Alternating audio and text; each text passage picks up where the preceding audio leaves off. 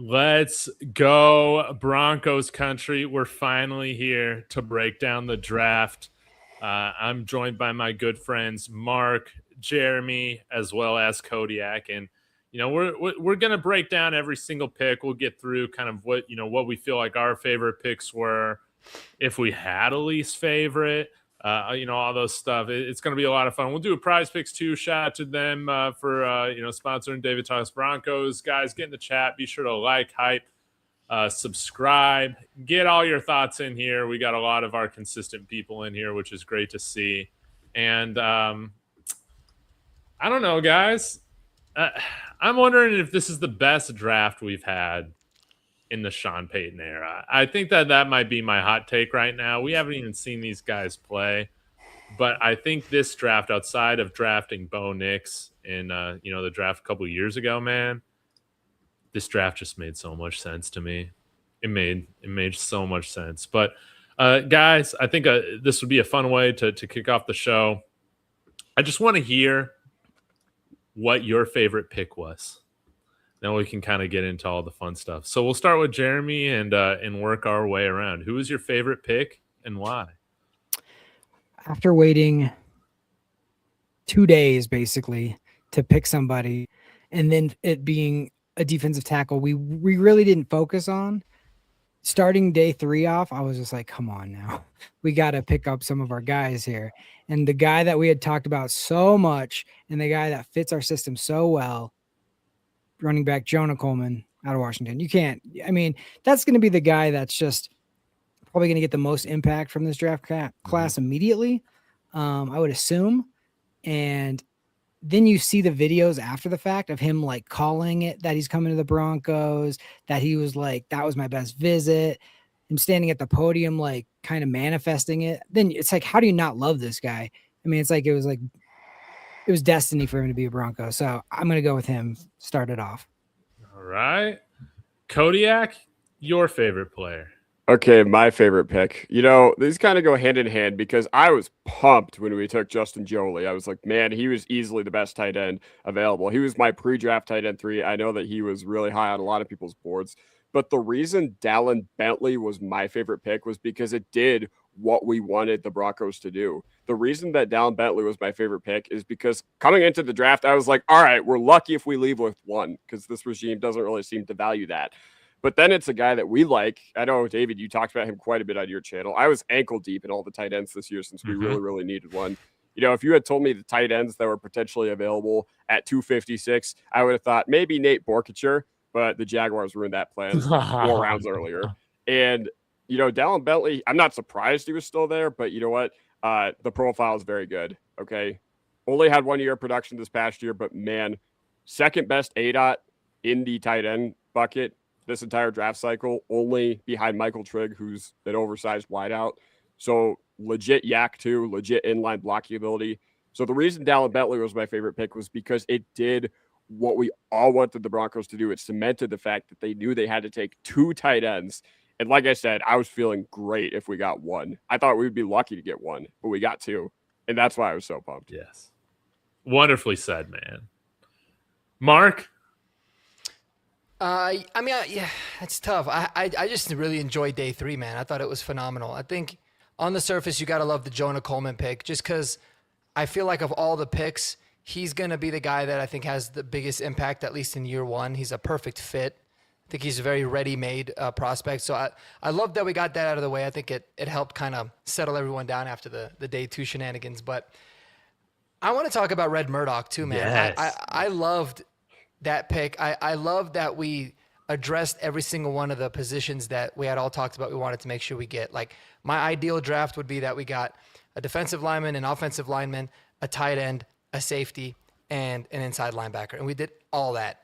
And to get Red Murdoch and not give him a choice to go and sign elsewhere, I think is awesome. But I think he's going to be a good player, man. Super, unbelievable production at Buffalo. There's going to be a little bit of a learning curve, but he's going to be really fun to follow. But, I think it was such a great draft overall. And it makes it even funnier going back and looking at the day 2, the reactions, the crash outs that we had yesterday. It had me literally in tears. I was laughing so hard. Because I was like, dude, if we only knew that 12 hours later, everything was going to be fine. It made it even better. So it was an awesome draft. Yeah, man. I was going to talk about Red Murdoch. You know what? I'll go with Jolie. Rowan's bringing him in here. I mean, you guys know I was a big Jonah Coleman fan, so I'm really pumped that he's here. But Rowan's saying, Justin Jolie doing the Greg Jennings Jr. thing, putting the team on his back with the broken freaking leg. Yeah, dude, we got 2 tight ends here with real juice. And Jolie, man, I think he's going to be such a massive downfield weapon. And he's not one of these one-dimensional tight ends where you got to say, can he develop as a blocker? I think both him and Bentley, they can do both things. They can catch the ball, they can make guys miss, and they can block. But, man, it was awesome to see the Broncos move up to go get him, too. Just showing that they believed in this guy as well. And we all would have thought something seriously crazy must have happened for the Broncos to end up with both Jolie and Dallin Bentley in this year's draft. And guys, I don't get it, man.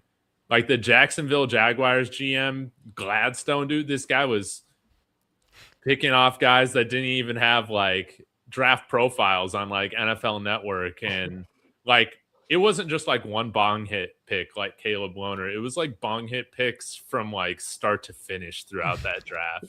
And I mean, thank God, because it allowed some guys like Harold Fannin to kind of, or not Harold Fannin, Justin Jolie to kind of fall through the cracks, Dallin Bentley to fall through the cracks, man. But this tight end room,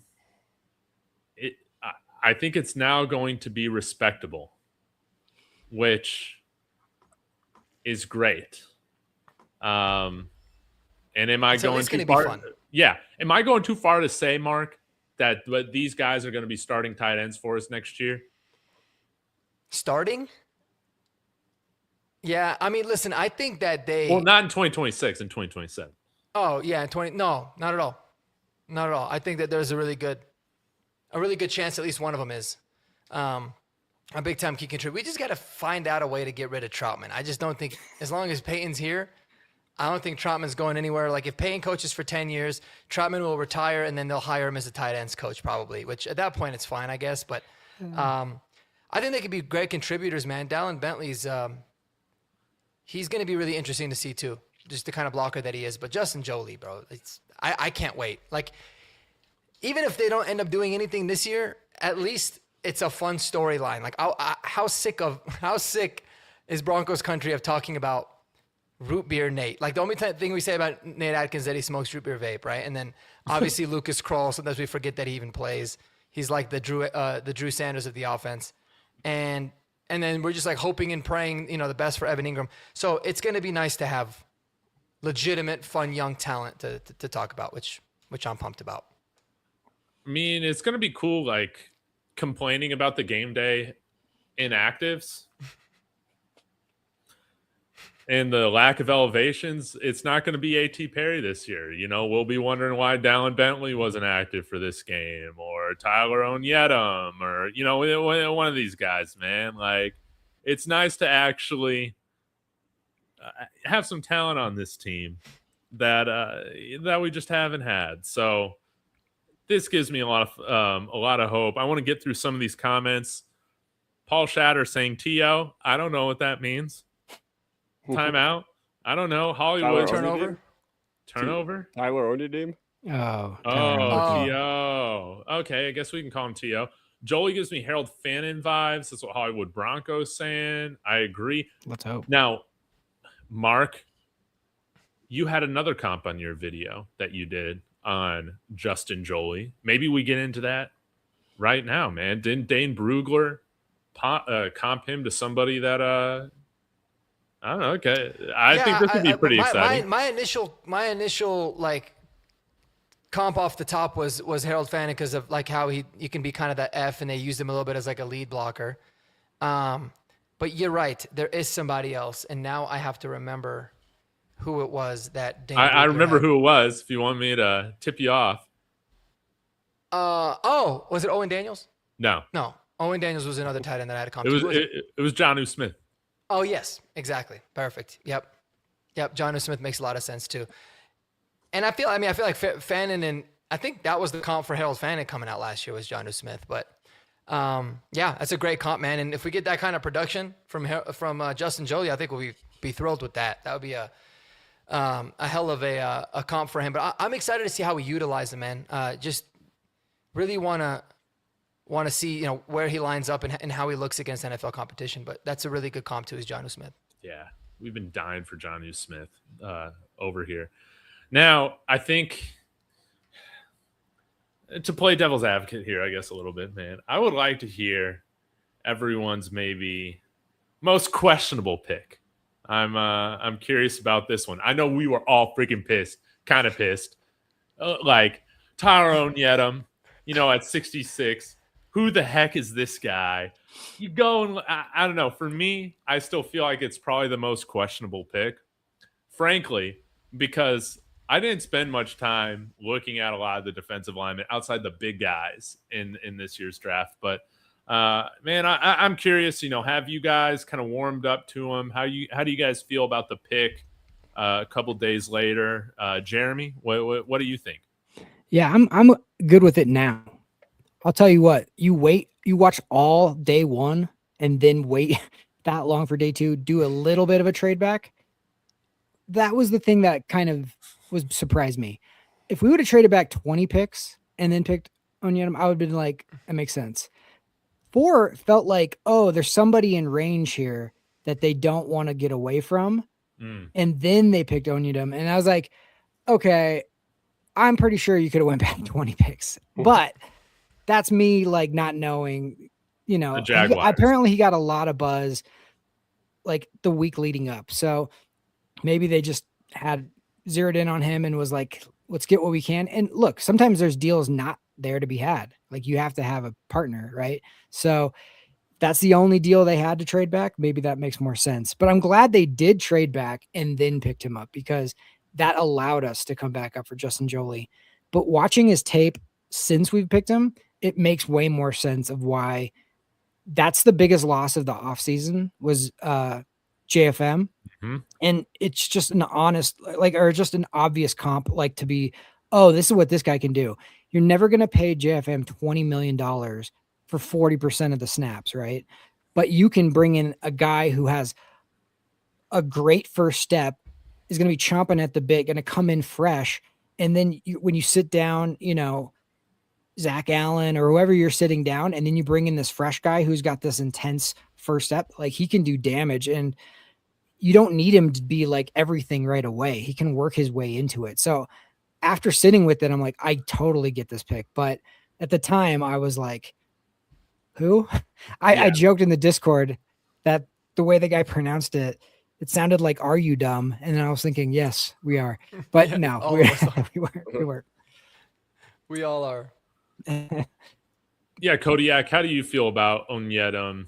Couple days removed from or 3 days, I guess, removed from his pick? I mean, on draft night, I was like, all that for that. I'm kind of with y'all. Like, if you're ever going to reach, at least be it at a premium position and at least be it somewhere that makes sense. Okay. Last year I talked about Harvey and Bryant. I thought those guys were just completely off the map. I thought those guys were just insane reaches for where they were. And maybe they were, maybe they weren't. I don't know. We still have to play out. Things look good for them in year one at least. But, thinking about the pick, I can't sit here all this time talking Broncos and be like, we need to improve the pass rush. We need to upgrade the defensive line. We need to continually pour resources into the defensive line and then be upset when they do exactly that. Just not a guy I really had on my radar. But yeah, like I said, I would have preferred a guy like you guys know. I was big on Proctor. I was big on Halton, like Mark was. I asked everybody, before the pick, who do you want it to be? Mark said Halton. I would have been ecstatic with him, but yeah, I guess Onyedim. But once again, I just would have preferred somebody that had a little bit safer of a pass rush profile. But yeah, I don't know. There's a lot of stuff out there about how he was used at Iowa State, and that not necessarily didn't translate to pressures or anything like that.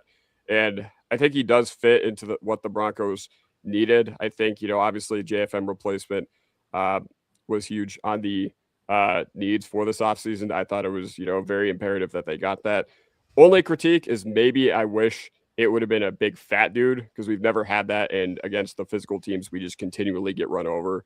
And it's kind of a trade-off. But once again, it makes sense. Okay. And if you're going to reach, at least be it at a premium position. So I guess, yeah, once again, that's my least favorite pick, but it's one that's stomachable for me. I think so too, man. And, Mark, final thoughts on Onyedem?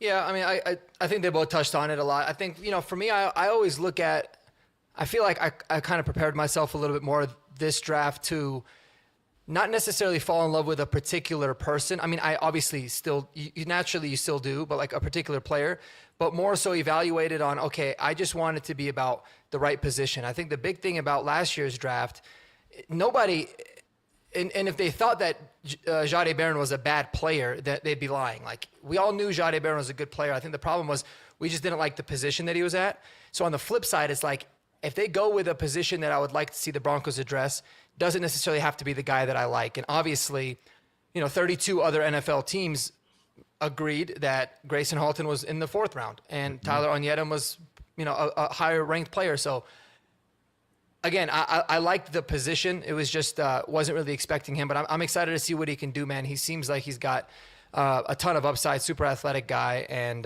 it was an incredibly unpredictable draft. So, Yes.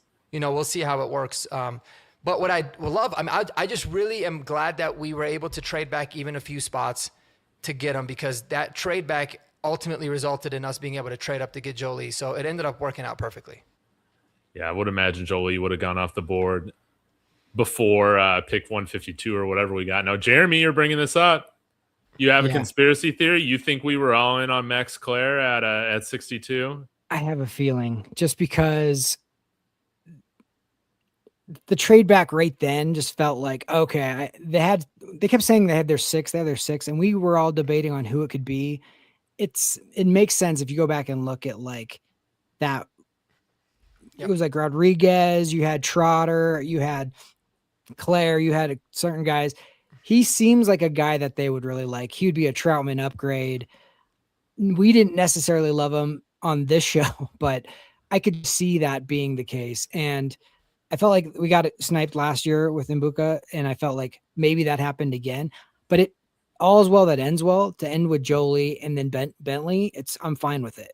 But I do feel like they might have. And the other thing I will say about Onyedem, we waited so long that it felt like our first pick, so it was like so valuable. But it's a 3rd round pick. No. You know what I mean? So it's like in any other draft, if your 3rd round pick is a guy that you're not that familiar with, but has good upside and stuff, you're like, oh, this looks like he could be good. But because we waited so long, it was like, who, what? We're so like, we focused on 62 for so long that was why there was a letdown, which is unfortunate for him. Yeah. But I can't remember how much we've talked about it. I think, Mark, you talked about it quite a bit, but just how big fit is, for this team. And I feel like Tyler Onyedem, the pick kind of feels like the Pat Bryant pick last year a little bit. Where like there were some people that were like higher on Pat Bryant, but maybe could see him as a late 3rd, like early 4th type of guy or something like that. Or, other people saw him as like closer to a 6th round pick or something like that. I feel like that was kind of the feeling when it came to Onyedem getting picked, which is like, in a lot of these draft gurus are saying, well, he might have been a little bit of a reach, but like I can see like why the Broncos liked him. I'm hoping that he's somebody that kind of has a Pat Bryant like camp where we just really see his physical upside and that it makes sense. I'm just glad it wasn't, again, like a Jacksonville Jaguars or Caleb Lohner like what pick there at 66. Might have been a little bit of a reach, but if he fits better than maybe some of the other guys, sure, I guess. Yeah, like it would have really sucked if we felt like we reached at a position and the position was like edge, and then you're like, it's like, just kind of a double whammy. So, Trey Moore. What if that was the pick? Trey Moore. Moore. No, dude. And credit to the Broncos. If your theory is true, Jeremy, that maybe Max Clare was the last of those 6, By the way, I want to hear, guys, like if you think Onyedem was one of the 6, but credit to the Broncos for not being dumb at 62. If all 6 of your guys weren't there, you trade back a few spots, which is what they should have done last year with Egbuka off the board. And now here we are, man. So you at least got some more ammo to use. But yeah, do y'all believe what they said about Onyedem being part of the 6? Mark? No, not a chance. Kodiak, Jeremy? Sean Payton kind of said that without saying it, and then George kind of gave him the look, but he added like a 7-8 guys at the end of it. So you're like, Right. oh, he was in the 7-8 tier. That was right after the draft that day. So, no, and I feel like if you believe that, there's no way you can believe it, because it's like if one of those guys were there, then you just wouldn't trade back. Thank you. Exactly. You take Unless them. all 6 of them were there, and you're only trading back 4 spots, so you know you're guaranteed to get one. And there's no way they're going to be able to predict that in a way. So yeah, I mean, if their guy was there, they would have taken him. Mm-hmm. And on the flip side, if they loved Max Clare a lot, which I think he was one of the guys, but if they really liked him, I think they would have probably tried to move up a couple spots. But it was one of those where it was like, let's just see how it goes, and then we'll kind of roll with it. So it worked out. Yeah, I think so. Now, one other player I want to talk about on the lines, and our good friend Mikey freaking hates Cage Casey, man. This guy, dude, Cage Case me. He might be Mikey's Why? number one enemy already right It's a now. weird on hate. Twitter. Yeah, man. He's not a fan. I think we all kind of have some different thoughts on Cage, but again, Mark, you've put out a really good video, on him, making the case for him. What are some things, some traits that you really like about him that you felt like made sense for his selection by our Broncos? Well, I just feel like with him, his only issue is that he's not very strong. He's not NFL. He needs to get stronger. He needs to get like a little bit more of a solid base. But, he's a technician. He's someone that's technique is really good. He's obviously very well coached and has a high football IQ. Kodiak in his video talked about he had 0 holding penalties, right, in 41 career starts. I think he had a false start and an unsportsmanlike conduct or something absurd in 40 in like over 1,000 snaps. So I just think he's really solid, man. He's got the length. I think his athleticism is adequate, but you could turn that more into a power guy if you could just get him into a right strength and conditioning program. What I'm really hoping the most with Cage is that they at least give him a legitimate opportunity to be a tackle first. I don't want to have him like, oh, we're going to start him off at guard. You can always resort to that, but I would really like to see them try to develop him, let him play tackle. But yeah, I think he's been really solid. I mean, tons of experience. You said he's never gotten a holding penalty? No. Never. Only 2 false starts and an unsportsmanlike. In 41 straight starts Yeah. That's in insane. college. Yeah. That's I mean, insane. I I know didn't he even played know in you the could do Mountain that as an offensive lineman. yeah, it's ridiculously good. tackle. And I understand the strength thing. It was the same exact thing that they said about Matt Paradis when we took him from Boise State Broncos. Like, they run a very Shanahan-esque type of O-line where they go very light on purpose to try to get guys moving. All right, it's going to be a little bit of a transition coming into the league, but it doesn't mean this dude can get, stronger. But he's also already technically sound. So to me, that's a lot easier to coach up than someone that's just an absolute mess or like way too big or way too raw. So I'm really excited. I love the Cage Casey pick, man. I was pumped. I wasn't the biggest Cage Casey guy, but I'm warming up to it the more that I learn about him. I like his positional versatility. Kodiak, do you think he is a guard or a tackle? I don't like if there's any position that I could really trust the Broncos with, they know how to find these O-line gems, man. And I would, like Mark, I'm along the lines of I hope he's a tackle. Okay. I know that there's been a lot of debate on the internet over the past few years about measurables, and in this past year specifically after the Super Bowl, like how long do you have to be to play tackle? But you know what? He's one of those guys that, man, I was like, how did I not see that fit before we made our pick? Because obviously we know that we like to go light on the trenches. We have the second lightest offensive line in the league this past year, and he's about 310. I say that as if he's not 170 pounds more than me. But as far as if I think he's a true guard or a tackle, like I think he showed enough at Boise State to where he can play tackle. Now, there's always going to be questions with the ceiling. There's always going to be questions of, how good of a tackle will he actually be? Like, obviously, he was phenomenal in college, but that doesn't always translate to the NFL. But yeah, once again, I feel like he has the makeup to play tackle. And once again, I hope they don't do the whole like, oh, we'll start him inside and then flex him to tackle later nonsense. I know that they announced him as a guard, but our ideal outcome is that he's a tackle. Mm-hmm. Yeah. Yeah, Jeremy, what do you think about Cage Casey? I like the pick. I mean, you remember when Billy Turner signed that huge contract to leave being our swing tackle to go to Green Bay? And you're like, what? Like, we were hoping to re-sign him for like a decent contract and he got crazy paid.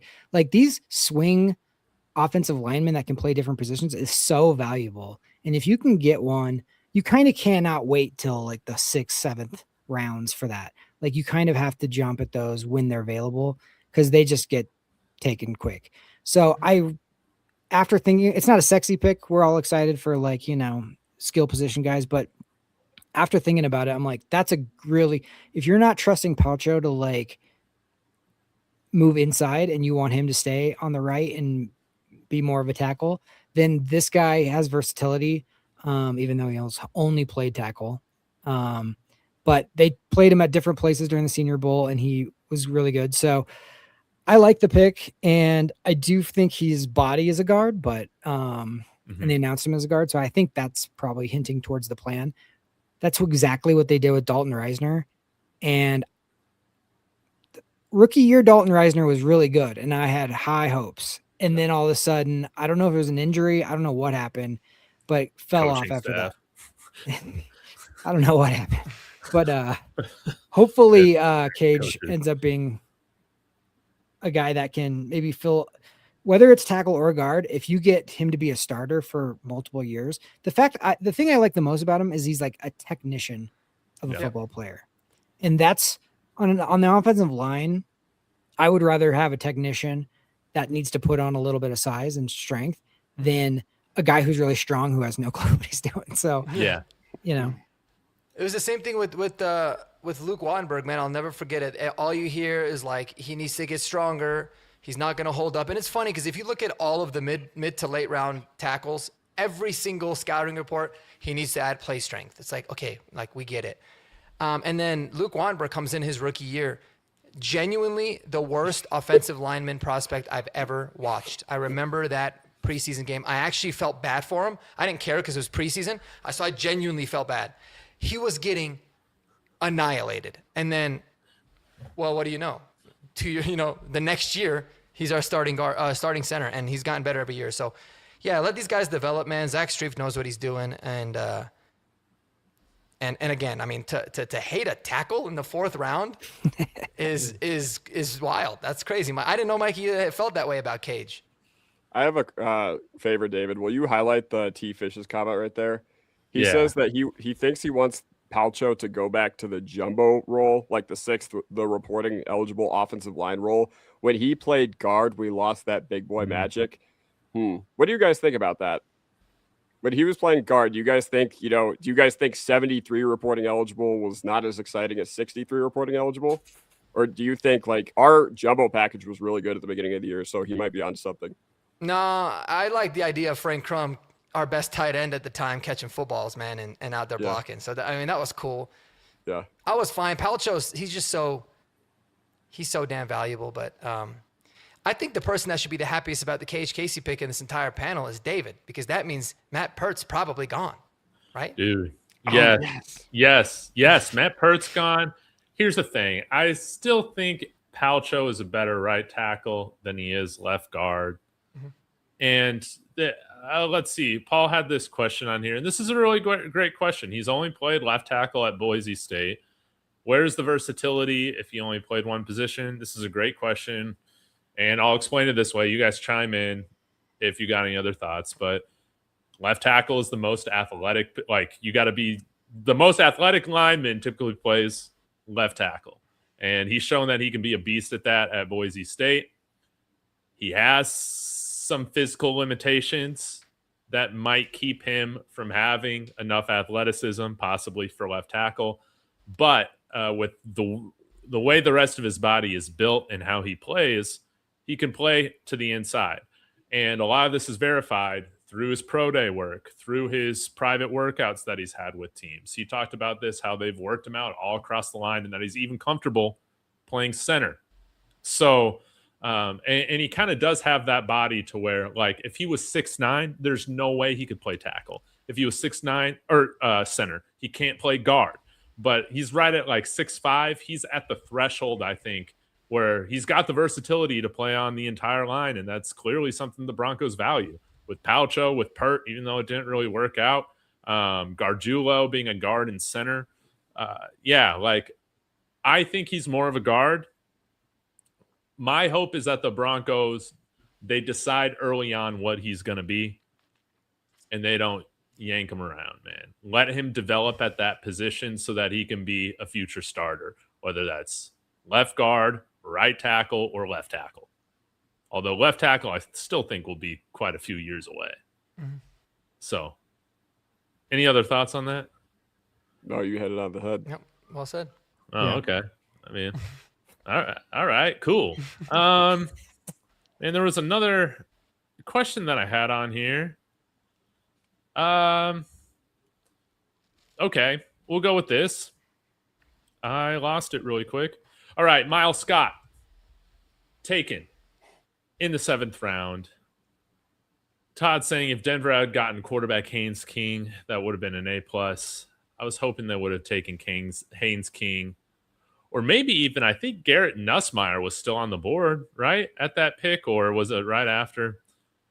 It would have been great for the Broncos to use that pick on the quarterback. It just didn't happen. But yeah, probably like Onyedem and Miles Scott. No offense to either of them. Maybe it's because they're just defensive players that I didn't watch a lot out of, man. I just they don't necessarily have the same aura, but there's a lot of things that I do like about Miles Scott. But Jeremy, I'll have you kick it off. What were your thoughts on this pick? What does he bring to the Broncos? Former wide receiver with Pat Bryant at Illinois, and both Palcho apparently and Pat Bryant talked to the Paytons about him, and just still learning the position. Obviously, he's played 3 years as a safety, but if you look, a lot of people had him being drafted earlier, and that's one position where we lost another guy, PJ Luck. That's probably our second biggest loss of the offseason. So I like them addressing the position, and they did it with somebody who they trusted as far as who the person is, who the player is. And we also have like Devin Key and, JL Skinner. So he doesn't need to come in and be like needed right away. So I like the pick because he's ascending, and that's always good in the 7th round. But yeah, Carson Ryan and Nussmeier were still available at that point. Dude. But we ended up with Bentley and, Murdoch. So it's all good. But I do like them addressing it. It's interesting that they drafted him at 246 and then waited on Bentley and Murdoch. I always find like that little bit of like chess match, like who's going to take who do we not? They obviously were more worried about him than the other guys. So that's interesting to me. But safety is someone we needed to address, and you don't want to trust the undrafted free agent Skyke, whether you're not going to get those guys or not. I would love to have the last 2 picks of the draft every year.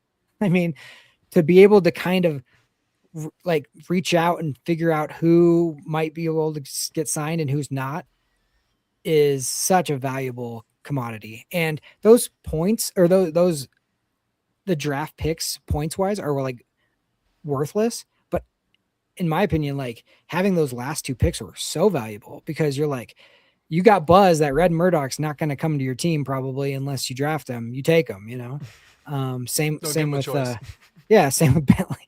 Not like he doesn't want to come, but just like, if he has every option, he might not come to you. So, yeah, I like the pick. I didn't expect it to be him necessarily, but safety was smart. Yeah. Mark, did you have any thoughts on Miles Scott? Well, the only thing that really bothered me, and this is like, again, nitpicking, right? The same reason I said, oh, well, I wanted Grayson Halton, but I'll deal with it because like the smarter people know. I would have liked for us to take Carson Ryan at 246. Oh, that would have been freaking amazing. You know what I mean? And then instead of Bentley, maybe Miles Scott's still there or another safety or whatever. Because that killed me when I went back and looked at it. Like we took Miles Scott, then Carson Ryan went 2 picks later. So listen, Dallin Bentley might end up being better than Carson Ryan. I think they profile very similarly. I like that. Carson Ryan's a little bit younger. But again, that's just me kind of, nitpicking a little bit. But Miles Scott seems like he's really intriguing player. Someone that, I like the size. He looked like he played in the box a lot. So he'll come in and compete. We needed to add to the back of that room with JL Skinner and Devin Key. So, yeah, he's definitely the forgotten man in this draft, I think. But he could be really good. I know who David was not happy we got sniped in the 7th round. Dude, that's right. Jam Miller. No, it was no, dude. When in our Discord somebody put they picked Jam Miller. Dude, I felt my stomach right drop. I'm Miles like, no, Scott we did not just draft Jam Miller. Come on, David, that would have been for great content for the next couple weeks, though. It would have been a blast. No, but your guy Eli Heidenreich, great before the 246 got picked too. Oh, Heidenreich would have been great. Is this Boise State fan 28? Is that what BSU stands for? Why am I obsessed with Haynes King? Go watch the tape. Tell me he's not Taysom Hill that can actually play quarterback. All right? I think he'd be a great fit for this. But he went with Carolina. That hurt too. It is what it is. But I guess my only qualm with this pick is that and I think it was the lowest grade I gave, which is like, it's a 7th round pick. It's whatever. He's like our 6th safety right now on the depth chart. And like, I understand like probably maybe needing some new blood, but it's something different. If you're drafting Caleb Downs or like AJ Halsey, right? In the 2nd round and like, he's going to be an eventual starter on this team. Is this guy ever going to be better than like what Devin Key is right now? I mean, we have no idea. And I just had wished that we had addressed maybe more of a need, but I know that's splitting hairs, guys. Don't get at me too much. I'm excited to see what Miles Scott can do. Okay. But 6 safeties is a lot. I still like JL Skinner. I know that there are a lot of people that don't. I know Kodiak, you don't like JL Skinner, do you? It's not that I don't like him. It's that I think he's the odd man out. Like my early prediction for the 53-man roster, I think if there's any surprise cut that you could see coming, I think, I don't expect every draft pick to make the team. Ideally, I would like them to. But JL Skinner, I feel like just doesn't have enough coverage upside. And I know that they threw out Key when Locke got hurt this past year against the Chargers in Week 18.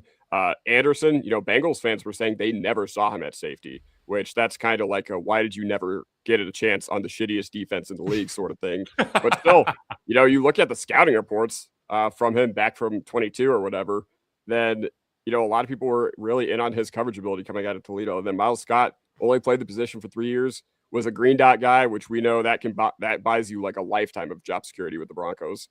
And yeah, you're a great listener.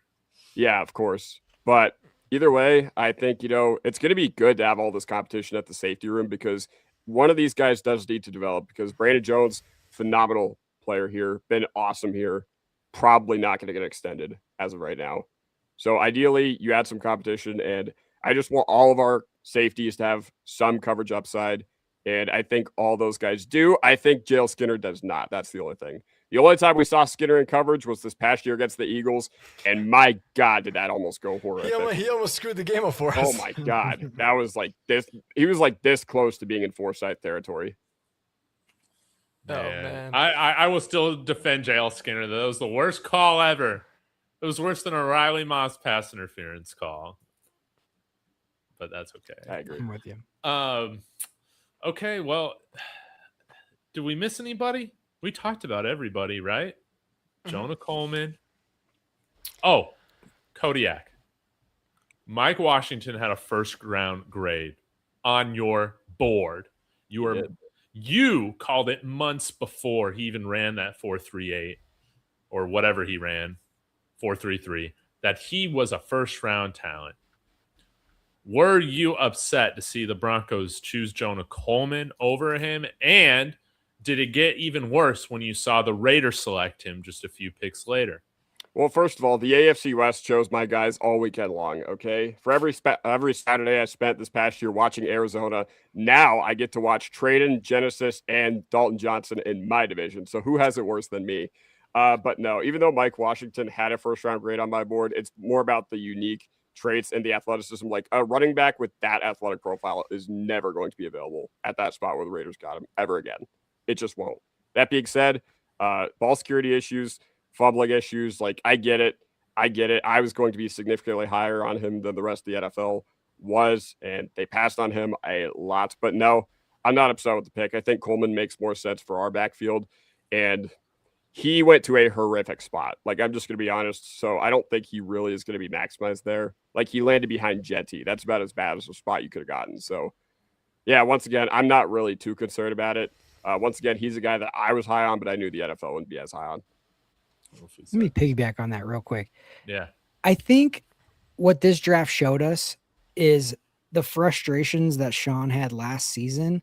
He really addressed that. Like, he was like, I want guys who catch the football. Mm-hmm. And it's like Dallin Bentley, no drops.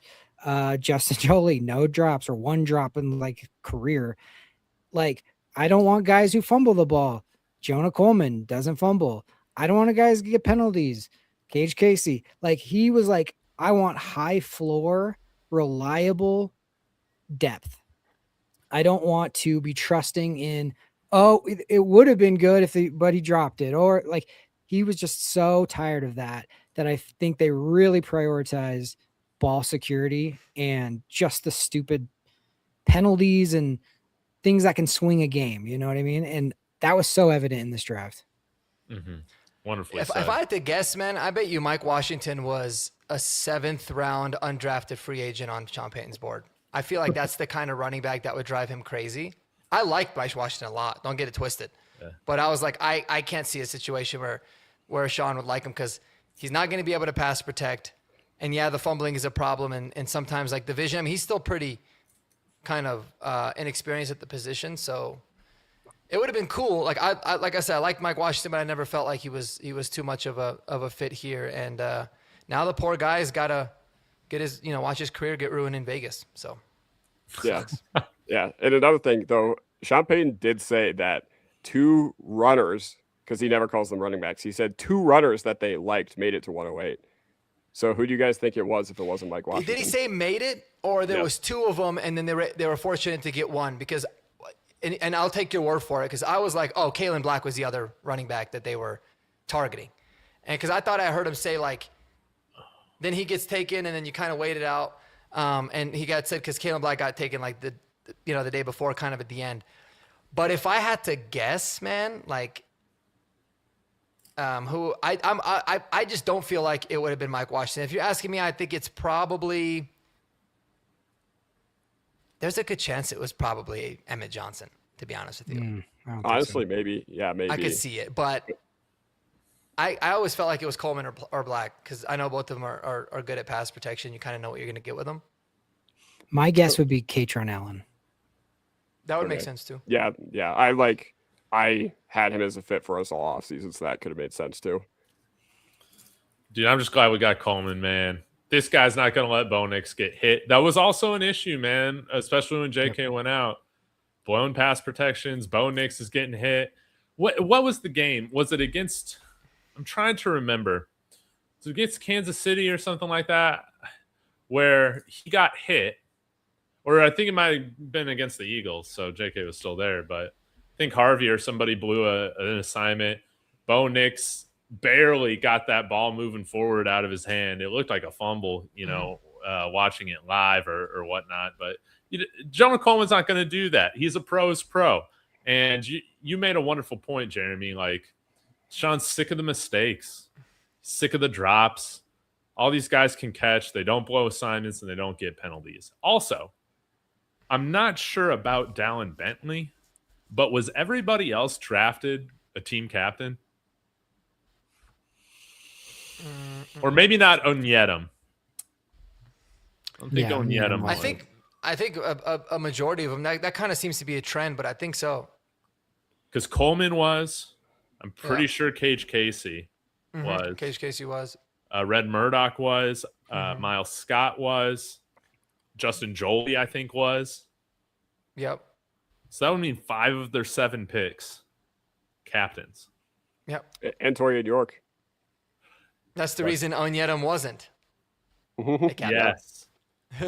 Dude, let's get to the undrafted guys. I think we are all gonna pick like our favorite undrafted free agent. Maybe talk about, maybe we double dip, maybe we don't. But Mark, I feel like this is your time, man. Like, you've been pounding the table all off season for this guy, and he Yeah. gets signed as like the premier UDFA. Why don't you break down Torian York and why he's going to make this roster? Yeah, it's crazy, man. I got chills again. Can you believe it? Talking about Torian York. I was over the moon when I found out that I thought for sure he had gotten drafted, like I had said. And when I found out that we got him, I think he's my favorite player of anybody that we drafted.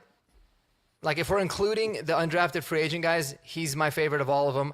I think he makes the overall draft an absolute A, maybe even an A+. I think here's the thing about Torian York, man. Like, maybe the NFL is eventually going to learn that measurables aren't everything. There's always examples of undersized guys that just ball out. And you're actually seeing it more and more at the linebacker position. I looked into this a lot because I was like realizing, a lot of the linebackers coming out of this draft class are small. They're all undersized. Kyle Lewis got drafted high. And then you start looking, man. I mean, Bobby Wagner was an undersized guy. D. Winters is an undersized guy who was drafted and now just traded over draft weekend for a 5th-round pick. Even Dre Greenlaw is an undersized guy. Ivan Pace, who kind of had a breakout year with the Minnesota Vikings, really undersized dude. And just because Torian York's arms are a little bit shorter than those guys, he must have been an anomaly. But guys, I mean, he's 20 years old. He was a starter as a true freshman. He walked on campus at Texas A&M in the SEC at 17 years old, got some captain votes in his first year from some senior guys, like my guy Andy had said. But all he did is start every single game that he had ever played, so he never missed a game. And as a freshman, 74 tackles, 8.5 TFLs, 3 sacks, forced fumble. Sophomore year, 82 tackles, 9.5 TFLs, 2.5 sacks, 5 passes defensed and a pick. And then again, 72 tackles, 7 TFLs, a sack, and 3 pass breakups. Like, unbelievable production. He was the absolute green dot guy, the bona fide leader of the team captain in 2 of the last 3 years. The guy plays reckless, and dude, he checks off every single box that you would want from a player. Like, his injury medicals are clean. Like I said, never missed a game. Productive in the most competitive conference in all of college football on one of the best defenses. I don't get it, man. I really don't understand it. I am so confident that this guy is going to make the team. I think he's going to be someone that Sean Payton and George Payton are going to absolutely fall in love with. And just to give you all an idea, if we took him at 66 or 62, if we had trade back, I would have been over the moon about it. And we got him as undrafted. So I'm pumped, man. I think Torian York is a bona fide baller. I cannot wait to watch him play. I was listening to Trevor Sikkema talk about Torian York, and he said that if he was taller, he would be LB1 in this class. Yeah. Well, it's not even the taller. I trust me, I looked into this because his height and weight is not that much of an anomaly. It was the arm length in addition to that. He's like first percentile in 3 categories, and then the 4th one is the arm length. But you just watch him play, you're like, I don't give a shit. Yeah. The guy he plays with his hair on fire, man. He is so fun. But yeah, sorry, continue. I was just gonna say, this is gonna be like the ultimate test case for like size of linebackers, because it's like, if you could test somebody's like instincts and attitude and brain, it's 100. And if you could like look at arms and 100 percentile or whatever, if you could do that for arm length and height, because he's 10, 5 and 3/4 and all that, it's like 1 percentile. So it's just like, this is the ultimate. This is the Tej Johnson. This is the whatever of the linebackers. It's like, I'm going to assume he can't do it because of his size. And then once you see him do it, you go, shoot, well, why did we pass on this guy? Or he's not going to make it. And you're going to be like, okay, if he can't make it at that size, you can't make it at that size. So it's going to be this really interesting experiment. I'm with you. I think like to see that when I saw him, you come across the Discord, like we just signed Terry York. I was like, oh, dude, like perfect. That was the one thing. Remember last week when we were grading other people's drafts, I was like, I hated one of the drafts, like not picking a linebacker until 257. And then what did we do? We waited till 257, picked a linebacker, but it was Red Murdoch. And then you get Terry on York. It's like, oh, well then never mind. Forget the whole waiting to address it. If you get those two guys in this draft, I'm good. Dude, if we didn't end up signing Torian York and I found out that we took Red Murdoch over him at 257, I would have been unbelievably pissed. But Red Murdoch too. I would have been like, I don't even care if Red Murdoch is good. That's how mad I would have been. But the fact we got them both. But yeah, man. I mean, Nakobe Dean's 5'11", but he has almost 32-inch arms, so he gets the 3rd round pick even with all the injury history. Like, it's crazy to me. I'm excited that he's a part of the case study, but at the absolute worst case scenario, he's going to be the best special teams player we have on our team. Dude. Yeah, BK808 says, who was the last small great linebacker? The last good linebacker we had like a 1.45 RAS, Danny Trevathan. He was like what? He was like 6 foot 230, so he wasn't quite the same mold as Torian York. He was actually 237, I think. But you know, did Trevathan have long arms? I didn't think so. Maybe he did. Maybe it was. I don't know. But either way, this is going to be an anomaly regardless. But oh yeah, he had what 32 and a half. But also Torian York has Torian York also has really, really small hands. Like that was something that stuck out to me. I think he has like sub 9-inch hands or something like that. Dang. Yeah, Al Wilson was man. definitely over 6 feet. Al Wilson was a freaking tank. Yeah, I still think Red Murdoch is like still a smaller version of Al Wilson, man. Like those middle linebackers are just built different in that era. I was at Elway's one time. I've only been to Elway's like handful of times, but I was at Elway's and I was walking out, just going to the car, and who was walking in was Al Wilson, and I was like, oh crap, and I was like, what's up, man? Hey, how's it going? I kind of just like gave him a little like slap on the back, like on the shoulder. Dude was like this was like 15 years after he played. Dude was still chiseled out of stone. It was unbelievable. I was like watching Red Murdoch and people like that. Al Wilson's is why I never played football, because you get hit with one of those guys, it's like, nah, I'm good. I'm just watching because it is violent, and they're like those old school dudes. So seeing Red Murdoch's tape and the fact that he he's the all-time forced fumbles leader in college football history is insane. And if you watch him play, you're like, I don't want to play against that guy. No. I would not want to do anything. It's violence at it's it's legal violence, man. Is what it is. No, he's a lot of fun. Yeah, I think both of them make the roster, man. I think both of them do. I do. I hope so. What I loved about this draft is, unlike last year, I was so upset with the draft because not necessarily because of who we took early, but because of what we didn't do at certain positions. Okay, I was like, okay, you only added Harvey to the room. That's not good enough. You only added Ingram to the room. That's not good enough. You spent your 7th round pick on a complete gimmick pick, completely unserious pick for the tight end position.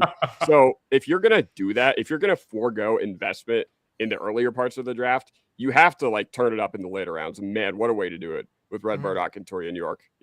Had you given me an LB0 scenario, because we were going through all these scenarios in the draft, like, okay, you can take this one, but you kind of got to punt on this one. I would have been like, okay, if you had told me that we were getting Red Murdoch and Torian York, I was like, no way that we used one Mr. Relevant pick and one UDFA. I would have said we probably took one of them at 111 and then probably used our 5th round pick on one of them. So and we got 2 freaking tight ends while getting an offensive lineman and defensive lineman. Exactly. Like this is one of the happiest I've left a Denver Broncos draft ever, because we all had our personal checklists. I think they were pretty similar amongst us, and they pretty much checked every box, literally every box. Developmental defensive lineman, developmental offensive lineman. Once again, the fact that we got one tight end, I was just like, okay, cool. That's Jolie is spoiling us. But the fact that we got 2, and it was a guy that we liked in Bentley, and we got 2 linebackers that we like, okay, if Jordan Turner makes the 53, fantastic. If Karene Reed makes the 53, fantastic. If Bailey makes it, fantastic. They've earned it. But it's not like last year with Kroll and Adkins and all these guys where you didn't add. So you're at least making the bottom barrel guys work for something. And that's what I loved so much about the draft. And that's going to be tough to beat those guys out. Like, those guys are legitimate. Bro, a month ago, who was the guy? Mike Singletary. Go look at how big Mike Singletary was. Okay. Yeah, that's a good one. I have a whole list. We can have this under 6 feet running linebacker combo too. And one last note. Sorry, I totally cut you off real quick. No, you're fine. You're fine. I'm still pumped up about this. But like, dude, wouldn't you rather get like the anomaly undersized first percentile size linebacker that's like incredibly smart, instinctive, is a dog, adds an attitude, rather than get like the tall, long guy who's like Isaiah Simmons and just doesn't even know how to play the position and just is like a waste of talent. I mean, Drew Sanders. That's the thing, man. Like Drew Sanders is perfect. Like a perfect example. Like everyone's like, oh, it's like he's got the size and the length. It's like, okay, but if the brain's not there, obviously with his case, his body is breaking down. But it's like, dude, I will always bet on the productive leader, hardworking, undersized player that's played a lot and been productive than the guy that's, the Caleb Loners, right? Just like you had talked about, like, well, he played 4 games, but my God, he's tall. It's like, I don't give a shit if he's tall. And we have a history of those kind of linebackers, like the Wesley Woodyards and like the Brandon Marshalls. Yeah. Those guys were like all intelligence, and they figured it out and they found their way on the field. It was what I had an issue with Jake Golday, because to me it was like, yeah, he's huge and strong and all that, but like if he's not processing and he can't figure it out instinctively, it's Drew Sanders all over again. So Terrion York is like that box was checked his freshman year. Like, I'm all about it. I'm completely it's going to be good. What I see right now, what Google AI is just telling me, 5'11", 230, and considered to have short arms, often noted as being in the bottom percentile. So it's just vague about it. But he had short arms. Yeah. Maybe he's Mike Singletary. But like, man, D Winters, everyone was like, oh, we talked about, remember we were live and I was like, would you guys have traded for D Winters? I liked him at TCU and he was good with the Niners. He's 5'11", 227. Man. Nakobe Dean's 5'11", 230. Devin Bush is 5'11". We wanted him this year, 230. Yeah, Nick Bolton is 5'11", 237. So just because he's half an inch shorter. Yeah. Listen, I'm standing up for the guys that are a half an inch short, I guess. In certain he's aspects, a half inch short. He's not I'm standing 5'11". up for him. But because I'm sick of being a half an inch short too. But you know what? We can still ball. BK was saying it's hard to shed blocks, but go look at his tape. He's shedding every block. Like, he's he's also hard to see, dude. He'll just slip underneath them and just knock somebody's teeth out. He's awesome. Yeah, dude. To Kodiak's point, I love the fact that we brought in linebackers that know how to play inside linebacker. Mm-hmm. Yep, exactly. Absolutely right. We don't have to bet on Vance Joseph finally getting it right. I know we're coming up to time, guys, here soon, but I'm curious, were there any other undrafted guys that you want to highlight? Kodiak, I feel like one of these guys really might be up your alley. One guy that you feel like we need to keep our eye on. Is it a position not often talked about?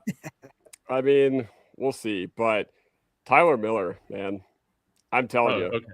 Yeah. I mean, I don't really know where you're going with that. Unless he's going long snapper we brought in. What? Luke Basso. Miles Kitzelman? No, we brought in a long. We brought in a long snapper. Yes, No, I don't give a shit about him. I know you teed that up for me. You threw me a first pitch right down the middle, but man, Fraboni's going right there next to Hufanga when I can find a way to get a Chinese knockoff of him. No, but Tyler Miller, in all seriousness, Tyler Miller, okay, from Iowa State. We like our super big tackles. We like our super athletic, our super lengthy tackles. And man, I was watching some Iowa State run game from this past year, and I'm telling you what, he looks coachable. He at least looks coachable. I don't really understand why he didn't get drafted, maybe it's just one of those, okay, the unit wasn't as a whole wasn't that good, so maybe he just wasn't on a lot of people's radars. But Tyler Miller from Iowa State, they gave him a good chunk of change, and I feel like, you need to turn over those developmental tackle spots. If you're talking about our interior pipeline, maybe you put Palcho as a strictly interior guy. Maybe you put then maybe you have Crum and Tyler Miller as your tackles. That might be your best case scenario to him getting like meaningful playing time on the field. But yeah, I like him. I like him a decent amount. Right on, Jeremy. Cut- Is there a cut that UDFA you like? Yeah, let's just run through the wide receivers that we got. Yeah. TCU wide receiver Joseph Manjack. I don't know much about him, but that's Manjack the an fourth. A+ name. Like The fourth makes it even better. Manjack the fourth. right. Joey Manjack the fourth. He also doesn't wear gloves. He's catching Why that would you? ball out there with bare hands every Right. game. He Manjack like Wayne doesn't need gloves. Corbett. I love that. Yeah. Nebraska wide receiver Dane Key. I thought that was a really interesting one. Devin Key's brother. So he had a lot of people thought he was going to get drafted. So that's a nice signing. 6'3", 210. Yeah. Northern Arizona wide receiver Colby Katzis. This is like this little, if you like Eli Heidenreich, you should like Colby Katzis. He is like a little jitterbug type of guy himself. He's an exciting white along with White. Riley Moss. An exciting white. Bro, he's fast as shit. Have you seen Yes. it? I mean, Yeah. I saw something again. He was playing Southern Utah, so it was probably also that they were very slow. But my God, this dude Right. He's got speed, dude. It was next level speed watching him. And he's more of like your kick returner, but he's got an outside shot just from the kick returning skills. And then the guy I really liked wide receiver wise was Virginia wide receiver Cam Ross. He was like a 7th-year senior, but dude has like kick returning ability. He might, if you're Troy Franklin, I mean, he's similar size and speed as him, but he's a good football player. Like I really liked he's gonna be really good competition in that room. So pretty interesting wide receivers that we brought in. How old is he? I couldn't find it. I kept looking for it. No one posted it. But if you're in college for 7 years, you got to be. He's at least 25. Yeah. Yeah. But fun fact about Cam Ross this past year, 33 yards average for a kick return. Yeah. That's great. I think Colby Katzis playing at FCS. I think is Northern Arizona FCS or G6? Big I think Sky. it's FCS. But he was at 30 yards a kickoff return. So 31. Yep. all that. Pay attention to that. Mm-hmm. I'm excited about that. If but you're worried, think, I was just gonna say, if you're worried about Marvin Mims, getting those guys as like insurance for kick returning, punt returning, that's smart. Yeah. I think another guy not another guy. I think Dane Key might be. I know this is total, hypocritical with this right over there, but I just got a feeling that Dane Key is going to turn into my next A.T. Perry. Wow. Nebraska Cornhusker being. I know. Jack? Like, why isn't this guy activated? All this stuff. He's 6'3". He can run, man. What? Yeah. We'll see how it goes, man. What about the Cornhusker? Did you guys look into Dason McCullough at all? I haven't.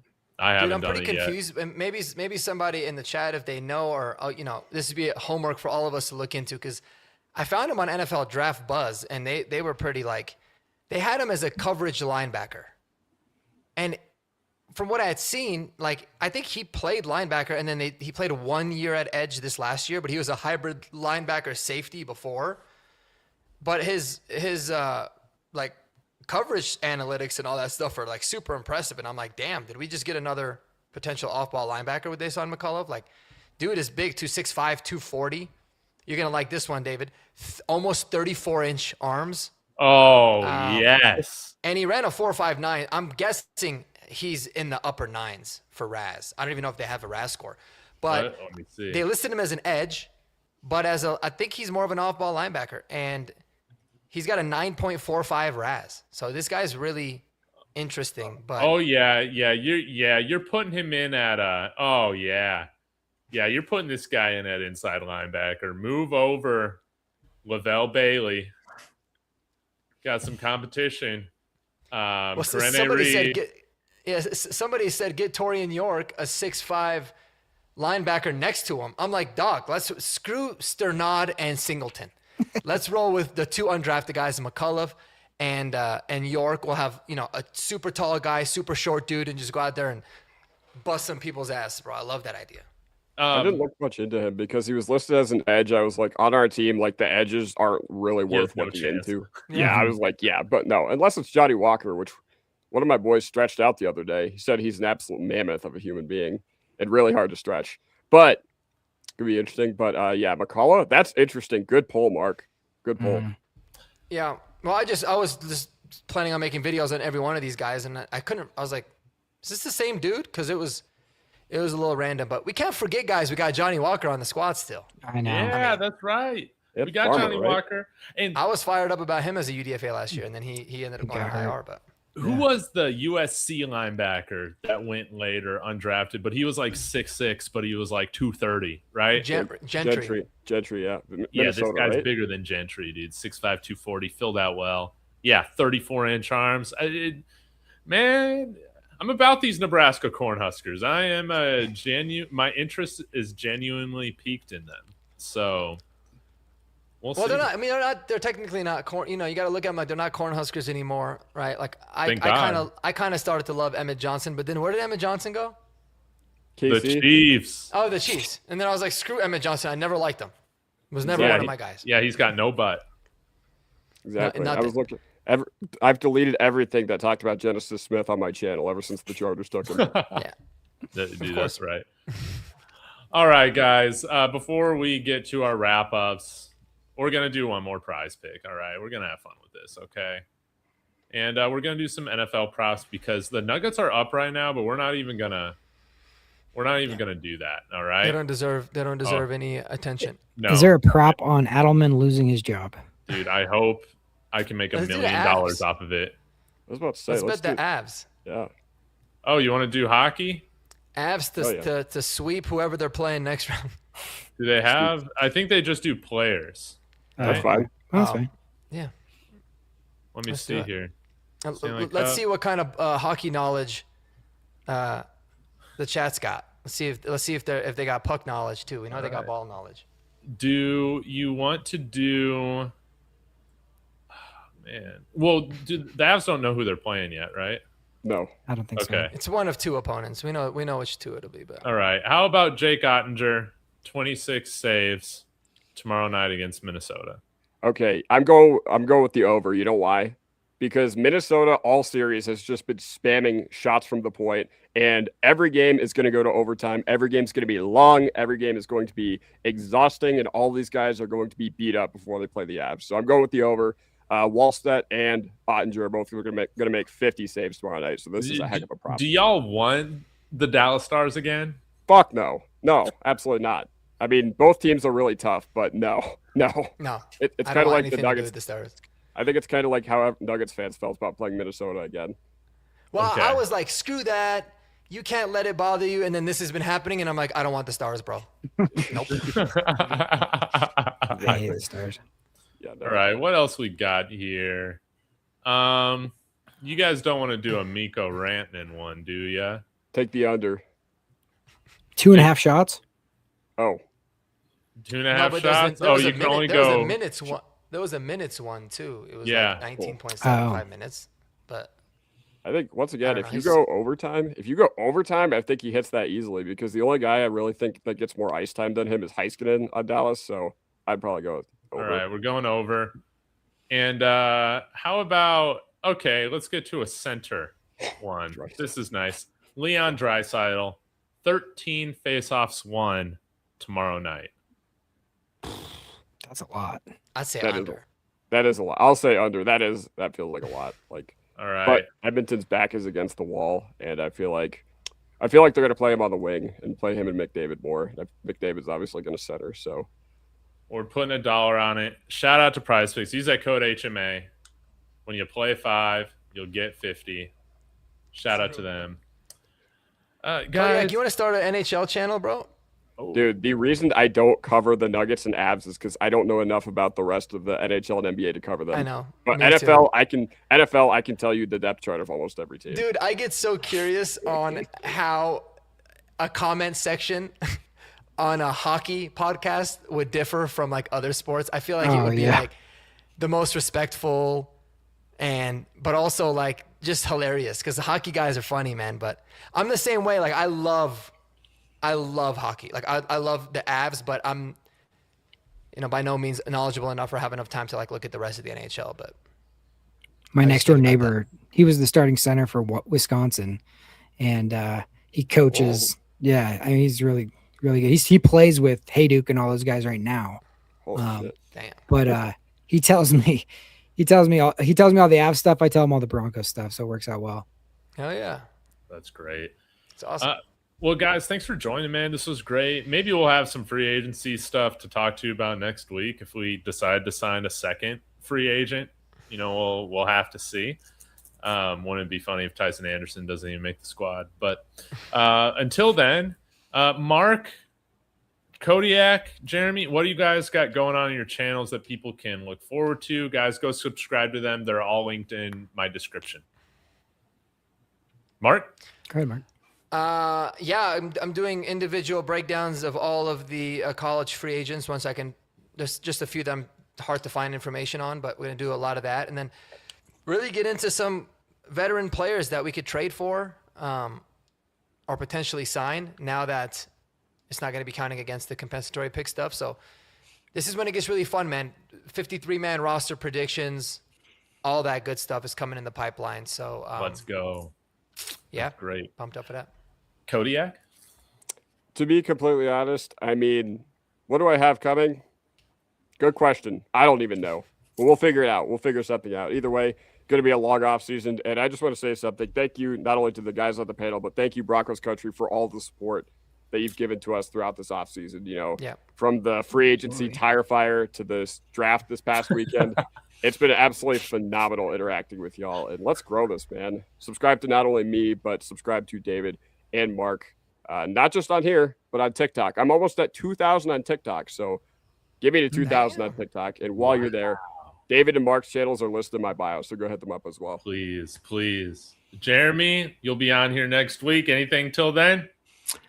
We got some special intros and music coming your way for Horsepower. We were gonna do it tonight, but couldn't get quite finalized. But well, I got here at 8:59 Central Time. It's my fault. So no, it's all good. Do it next it's all time. good. So we got some exciting stuff coming for that. And last quick question, just for all you, yes or no, quick yes or no around the table. After seeing a month ago, we were very upset at the free agency. We were very upset at just sticking put. And I said, give me a month. The Monday after the draft, I'll give you the grade. Now do you feel you got the Waddle trade, which we didn't even address, really? That's the first and third round picks that we had in this draft. Mm-hmm. Signing our own guys and then seeing where we ended up with this draft and Jalen Waddle, what would you give me a grade for the offseason? Go ahead, David. B. They still were lazy in free agency. But yeah, I would say it was a solid B+. And it was teetering along an A because I understand it now. I get it. And I like how things have rounded out. And I still think that there's going to be quite a bit of moves that come. But last thing I'll say about that is it ended up being a really good offseason. Yes. But, dude, it was still boring as hell, man. Like, it still drove me crazy. That doesn't change that. Like, I won't forget just how frustrating that was until, obviously, the Waddle pick. But, no, overall, man, I thought it was great. We're in a great position, man. We're very fortunate right now to be Bronco fans. Yes. Yeah. Kodiak, what would you give it? C+. They ruined my 25th birthday. My birthday present, if you guys remember, was Alex Singleton and Adam Troutman. And nah, I'm kidding. If I'm like going serious, like B-, but not for any of the reasons that you guys have mentioned. Like obviously, Did I want 49 back? No. Did I want 82 to come back? Absolutely not. But what concerns me a little bit more is teams are starting to pull from your pipeline. And I feel like, it hasn't been talked about enough that you lost BT Jordan, your pass rush consultant, and you also lost Jim Leonard. So those are the two biggest losses of the offseason right there. Even though you lost Greenlaw and JFM, those were big losses too. But so I am kind of factoring that in. Am I happy? Like, would I take this offseason if you gave it to me now? April 27th, if you show me this after the day of the AFC Championship, I think I would. Yeah. I agree. That was always going to happen. Success always has people leaving and getting promotions, and that's just going to happen. It's going to be the biggest maybe thing of this a whole offseason is Davis Webb taking over play calling. That's going to be wild to see the difference. But overall, now that I'm a month away at free agency, and we saw that we did the Waddle trade, and we saw how the draft went, I would go A-, just because you didn't really lose anybody major without upgrade or without backstopping them, and everybody you brought in the draft, like I said before, is all high floor, smart, sure-handed players, and that's what this team really. If there was a weakness, that was it. So I like that a lot. Wonderfully said, man. Yeah, it's been a good offseason, and it gets better, man. If we sign Cam Jordan or somebody like that, Von Miller, here in the next week or so, we'll see how it goes. Guys, I got to shut this thing down. Yes, Cole Kmet, please. Wouldn't that be great? We'll be back next Monday to hopefully discuss some more moves. Guys, thank you so much for tuning in. We had a lot of great discussion on here across all the different channel chats. So, guys, thank you so much for being a part of this. Do me a favor, go subscribe again to my friends. Smash that like and hype on the way out, and subscribe if you haven't done that yet. We'll see you then, guys. Go Broncos. Go Broncos, baby.